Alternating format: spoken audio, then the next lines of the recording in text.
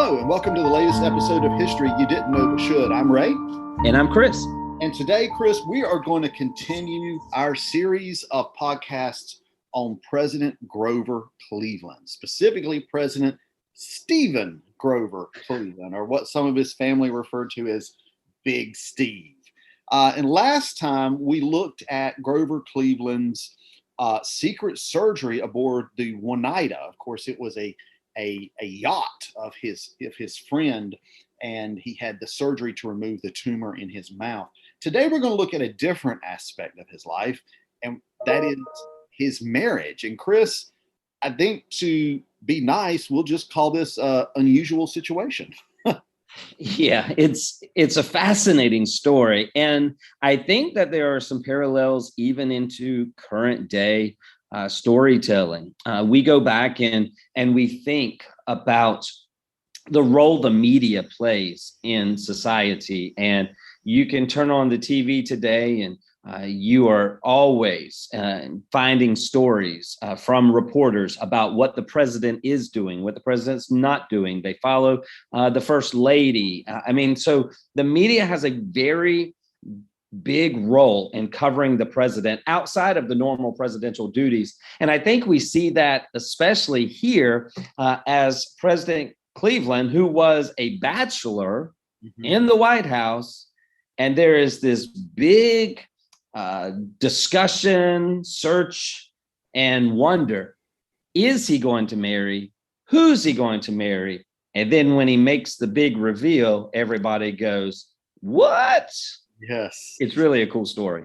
It's a cool story, and one that was surprising back then. I dare say it would be scandalous today. Grover Cleveland, just for our listeners' knowledge, Grover Cleveland is the only president in American history to serve two non-consecutive terms. So he was both the 22nd and the 24th president of the United States. Usually when we think about presidents who serve a second term, let's say Barack Obama or George W. Bush, we only count them one time. But because Cleveland served two non-consecutive terms, he is counted twice as the 22nd and 23rd president of the United States. Now, in 1884, he ran for president against a guy from Maine, a Republican called James Blaine. And of course, Blaine, like I said, was a Republican. Grover Cleveland was a Democrat. And Chris, there was a story that came out. The Republicans got hold of some information that Grover Cleveland, who had been known as Grover the Good, this honest man, had an affair with a widowed woman and had a child, I guess you could say, out of wedlock. And the Republicans planned to use that affair and that alleged child against Grover in the 1884 election. Yeah. And once again, kind of going back to the role that media plays in politics, we know of many different presidential contests. We've talked about some on this podcast in which they are just nasty and dirty and very vile. And, part of this story that happens before Grover becomes president is, that he actually has the mother of the child sent away to a mental institution because she is unwell and unfit to keep the child, and basically in a way to protect the privacy of his lawyer friends and even himself, who had relationships with this woman. So it's a very dark story, and it's probably one that we should talk about at a different time because, that story, while it's complex and while it's really weird, he then bounces right into another story that is probably even more hard to believe that this happens. And, we have this arrival of this woman that comes into his life, although, Ray, she's really been in his life since her very beginning, since her birth. Yeah, and that's where we sort of get into what we could call the scandalous nature of Grover Cleveland's marriage. When Grover Cleveland was elected in 1884, during the first 15 months of his first term as president, his sister, a lady called Rose Cleveland, serves as his first lady. But people, of course, you talk about the media and being involved in every aspect of a president's life. that was very much true in this case because people wanted to know, President Cleveland, are you planning to get married? Who are you planning to marry? And of course, he was a little evasive here, but he's 49 years old at this point in his life. And when he's asked about it in one particular interaction, Chris, he says, and I quote, "I'm waiting for my wife to grow up," end quote. And yeah, and when you find out who he was talking about, people at the time may have thought it was a joke, but when you find out who he's talking about, he wasn't joking. Yeah, and what's interesting about that is, we talk about all these people are wondering and really engaged, and they actually have this reception. I think it was in March of 1885 at the White House. And while it's a reception, where people come to it, and gather and socialize and meet the president, whatever, it was really a woman's reception where I think that Rose was trying to find a suitable match for the 48-year-old bachelor president.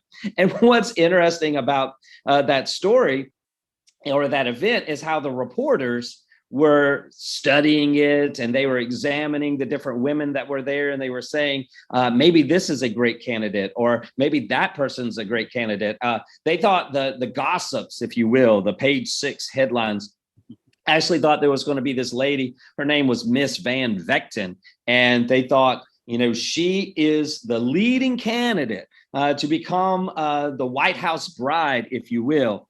Although there was also speculation that there were two other women that were there that day who caught the eye of the president and caught the eye of Rose as a possible suitor for the president. And Ray, guess what? The two women the gossip people were unsure of, they didn't know if Grover was going to be interested in Miss Emma Folsom or in Miss Frances Folsom. What's the difference? Emma Folsom was mama and Frances Folsom was the daughter. And there was talk. They weren't sure if he was going to choose the mama or going to choose the daughter. Well, yeah. And the relationship with the Folsoms and Mr. Cleveland went back many, many years. Frances Folsom was the daughter of, and Emma Folsom was the wife of Oscar Folsom, who was one of Cleveland's early friends when he was a lawyer. He was a lawyer friend of Grover Cleveland. And Frances was born to Emma and Oscar while Grover is practicing law. In fact, he purchases Frances, who they often called Frank, her first baby carriage. So yeah, he literally knew this girl from the day she was born. And they were really good friends, right? I mean, they were best friends and they were best partners. But I thought what was also interesting is that one of them knew the law and the other one didn't. There's even this story that's out there that said that Folsom had to go and ask Cleveland so many times about points of law that Cleveland finally just said, dude, go look it up yourself. I can't do your job for you.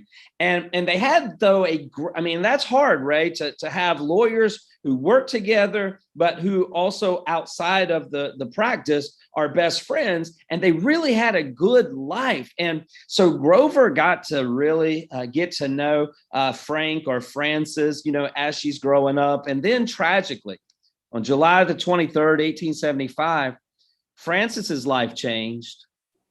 Grover's life changed as Grover's best friend and Frances's dad dies in a carriage accident. And Ray, that accident was really tough because he was driving his buggy in Buffalo, New York, and he had come to an intersection and he didn't see that there was another buggy that was actually in front of him. And basically what happens, he tries to avoid hitting that cart in front of him. He's thrown from the buggy. The fall fractures his skull. But not only that, then the horse gets messed up. He gets startled. He takes off at a run, and then the rear wheel will run over Folsom's head, pretty much killing him instantly and changing the life of a lot of people, not just Oscar, because Grover will be one of the pallbearers at his best friend's funeral. And what all of a sudden then happens is, in this time period, you have the wife, who is now a widow. You have the daughter who has just lost their husband. And because of the court and the administration of the estate during this time, usually what happened is a man was always named as guardian of a minor child, even if the child's mother were alive and competent. And so we have to ask ourselves, who did they choose to take care of Frances while she's growing up? So they choose Grover Cleveland to basically be the guardian of Frances. But there's a problem. And the problem is this: by being a guardian of a child, that basically means that the child then comes under that term that they used back then was ward. And Cleveland says, I don't want to do the role. I don't want that. I'm going to decline. I love that girl. I think she's great, but I don't want to be the guardian. And so, Ray, we have to ask ourselves, here she is at 11 years of age, and you're wondering if he maybe already has these tender feelings, if you will, for his late friend's daughter, which I think then leads to the quote that you mentioned earlier, when he said that he's waiting for his sweetheart to grow up. So, things are starting to get off the track. Yeah. Maybe not the best news there, but things are really starting to go off kilter here really, really quick. Yeah, and he's 27 years older than she is. So, she's 11 years old. He's in his late 30s at this particular point when all of this goes down. And he corresponds with her when she's at college. He keeps her dorm room or her room filled with flowers. And I mean, that's not the behavior you would think someone almost 40 years old, or at that point he'd be much older than 40, would be engaging in with a college age girl.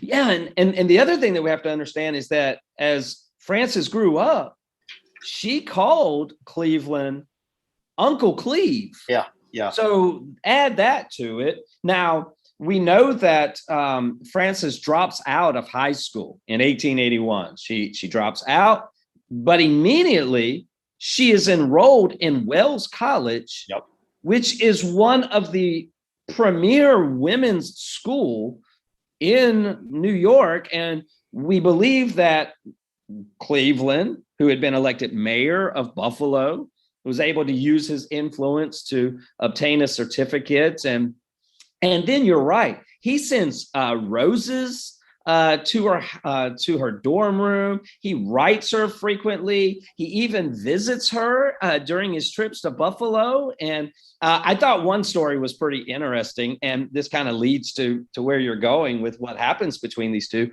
But there was one time that he visited her at Wells, and it was a driving rainstorm. And Frances had just gotten to her room. She had been caught in the rain. She had changed her clothes, and she was just going to get in bed. She was going to call it a day. And then she received word that the governor, Uncle Cleve, was down there. And so she got ready, but it took her quite a bit of time to get ready. She goes down, and the story goes that Cleveland is downstairs waiting. He's very impatient, and he's like, you know what? Later on, he said, if it would have taken that girl a few minutes more, we might never have been married. Yeah. And, when he's elected president in 1884 and he's inaugurated in 1885, young Francis, misses that inauguration. But like you pointed out, it's going to be just a little over a year between his inauguration in 1885 and their marriage, just some 15 months after he becomes president. And Grover Cleveland, of course, is only one of three presidents who is married while he is in the White House. We can think of Woodrow Wilson. We can think of John Tyler. Now, each of these different contexts, different situations, but it was, of course, very rare. And I believe, Chris, if I'm not mistaken, off the top of my head, I believe Grover Cleveland was only one of two bachelor presidents. I mean, you had James Buchanan and Grover Cleveland. So they do get married. And of course, he announces it on May 28, 1886, with the announcement that he's going to marry Frances Folsom at the White House. They're actually married on June 2, 1886, in the Blue Room of the White House. And it was sort of a simple marriage, but of course it got a lot of attention in the media and in the press, that, not just simply you had the president getting married, you got the president marrying this girl who's he basically helped raise. Yeah. Hey, so this is what they wrote about that wedding. So in 1887, this was the details of the wedding. This guy, he said, quote, "The president is 5 feet high and 4 feet wide. He has no neck and 6 chins. And he's marrying a beauty who's half a head shorter than Cleveland, shapely, considered full-bosomed. Her dark, luxurious hair was piled atop her head in the typical fashion of the day, expressive blue-gray eyes, and just a youthful, fresh complexion." I have no idea what she saw in Uncle Cleve to where she wanted to marry him, but there was something totally different, because in the pictures you see, you've got this 250-pound middle-aged guy next to this young bride, and it gets everybody talking. Yeah, I mean, he was literally in every way old enough to be her father, and there he is marrying her. I mean, there's not just a few years difference. There's almost 30 years difference between these two people. So, I mean, it caught a lot of people's attention that, here is this, like you said, Chris, this middle-aged man marrying this girl, 30 years his junior, could have been her father in every sense of the word, could have been her father. But yet there they are in the White House, in the Blue Room, getting married. And Chris, this was definitely a marriage of love. I mean, Francis Folsom would stay married to Grover Cleveland till his dying day, literally. And he would be extremely devoted to Francis Folsom, even to the point of jealousy. Yeah, I mean, you cannot say that this was not a marriage of love. Yes, they kept it quiet. It's amazing how they were able to keep everything quiet, but you can't say that they didn't truly love each other. But there comes a part where things begin to change a little bit. I was reminded of a story as after they had been engaged and the world knew that they were going to get married. Grover Cleveland was going to this parade, this New York's Decoration Day parade, and Frances Cleveland, or she hadn't been married yet, but she was like in a hotel window up above as Grover's going by, and all of a sudden the band looks up and they see her. And here comes Grover, who is on the carriage coming down. And the band that is there begins playing this play from a then popular Gilbert and Sullivan musical. And the song that they play is "He's Going to Marry Yum Yum." And everybody just starts, roaring in approval. She's waving with her handkerchief. And it's all of a sudden that this woman who dropped out of high school, got enrolled to a college, immediately moves into the White House. She becomes, Ray, what we would consider today to be an influencer, that women will follow her every move. They will start dressing like her. They'll start talking like her. They will really become engaged with who she is and what she's doing and all of these things, to the point where I think that Grover Cleveland gets a little worried because people spend more time talking about her than maybe about what he's doing in the White House. And he even says, the people, and this is a quote from him, "The people of this country insist upon having everything nearly that the president can give, all of his time, all of his strength, and as much as they can get of his home life. I do think he ought to be allowed to have his wife. Perhaps not so fully as to the humblest citizen, but to some extent." So I think that there's this point in the relationship, and even in Grover's presidency, where he loves his wife, but he becomes a little frustrated that maybe the limelight is leaving him. Not that that's happened to any recent presidents, but you can see how that might go. Yeah, and she was probably one of the most popular first ladies, at least around that particular time, maybe one of the most popular in the history of the country, or at least one of the most, maybe not the most, but certainly one of the most. And you got to think, you read the quote from the newspaper earlier about the way they were describing Grover Cleveland as 5 feet high and 4 feet wide. You got to think, him being as old as he was, her being as young and as pretty as she was, you got to think that somewhere in the back of his mind, he was worried about a younger suitor coming along and pulling her away Yeah. from him. That had to have crossed his mind, and had to have been a concern, especially as popular as she was becoming. And, you know, Ray, she could have been a great help to him politically. Yeah, She could have made his life so much easier, but he chose to go the other way with that. And instead of using her and her social skills and, you know, the drawl that she had, he basically just goes off on the press and he goes off on the public saying, you know what, she's mine, leave her alone. And I just think it's interesting that a man whose rise to national power was just so quick and so fast, how does he do it? Because he had such a narrow political strategy, you know? And maybe it was because his mentality was like that of other individuals during that time about womanhood and things of that nature. I don't know, but I really think he lost a great opportunity where his wife could have truly helped define his presidency, to where we would have spent more time talking about his policies instead of trivia that he had this, you know, secret surgery. He's the only president to be elected 22nd, 24th, you know, and he had this child bride, or as some people might say. Yeah. Yeah. And, you know, she was very loyal to him, and he was very protective of her, as we've just said. And, you know, going back to his surgery from the last podcast, you know, she was very well aware. There had been some speculation that maybe she didn't know what was going on, that she had been kept in the dark as well. But the people who were close in on that particular event revealed later, no, she knew exactly what was going on, and she was very much involved in it. Now, of course, they're going to serve 4 years in the White House. And then, Chris, in 1888, shocker of shockers, Republican Benjamin Harrison is going to defeat Grover Cleveland. And Grover Cleveland's going to be denied a second term at that time. Now, interestingly enough, Cleveland had won the popular vote, but he lost the Electoral College, and Republican Benjamin Harrison comes into the White House. 4 years later, they come back and they defeat Benjamin Harrison. And it's very interesting. On her way out of the White House in 1889, Frances Folsom looks at the staff and basically tells them, keep things like they are, because we're going to be back. Yeah. And you know, just another sideline to this about reporters and the press and just politics.